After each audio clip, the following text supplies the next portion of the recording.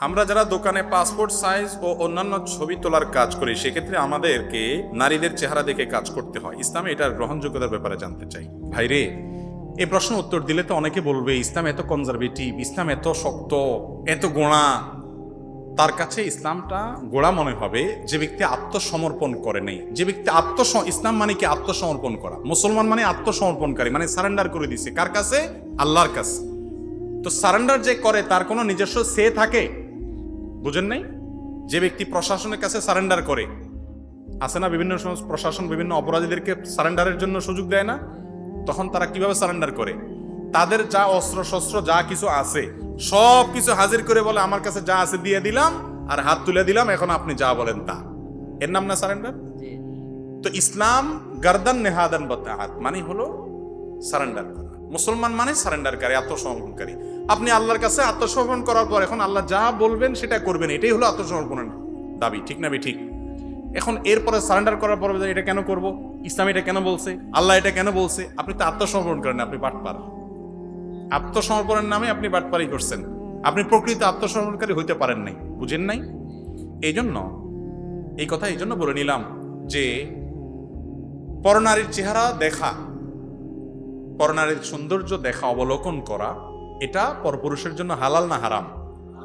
আল্লাহ বলেছেন কুল্লিল মুমিনিনা ইয়াগুদ্দু মিন আবসারিহিম, হে রাসূল বলে দিন মুমিন পুরুষরা যেন তাদের দৃষ্টিকে অবনত করে, সংযত করে, হারামটা না দেখে।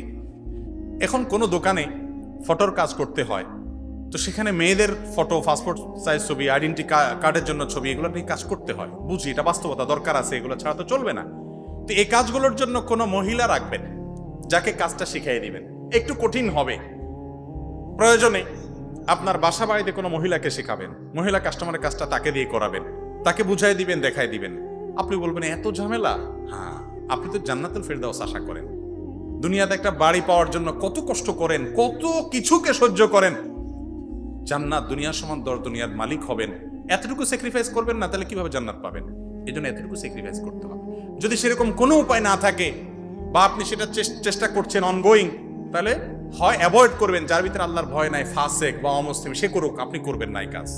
যদি আপনাকে করতে হয় যথাসম্ভব নিজের দৃষ্টিকে হেফাজত করে যত দ্রুততার সাথে আপনি করবেন, সেটা আপনার জন্য শেষ উপায়। যে বেচারের আর কোনো উপায় নাই, কোথাও যাওয়ার রাস্তা নাই, অথবা অন্য কোনো দোকান নাই, এখানে তার এখন দরকার, বিপদগ্রস্ত, আপনি সেক্ষেত্রে এটা করলেও আল্লাহর কাছে ইস্তেগফার এবং তওবা করা উচিত আপনার। কথা কি বুঝাতে পারছি? পরনারীর সৌন্দর্য দেখা পরপুরুষের জন্য জায়েজ নেই ভাই। আপনি ছবিতে দেখেন, ফেসবুকে দেখেন, বিভিন্ন নায়িকা মডেলকে দেখেন, বিভিন্ন ব্যক্তির ছবি দেখেন, প্রোফাইলে গিয়ে বিভিন্ন মেয়েদের ছবি দেখেন, পুরুষ হিসেবে আপনার জন্য এটা হারাম, এটা গুনাহের কথা। আপনি দেখে হারাম স্বাদ নিচ্ছেন, এর ফলে মনে মনে আপনি বাজে চিন্তা করবেন, মনে মনে জেনা করবেন, এগুলো সব জেনার খাতায় নাম লেখানো হবে।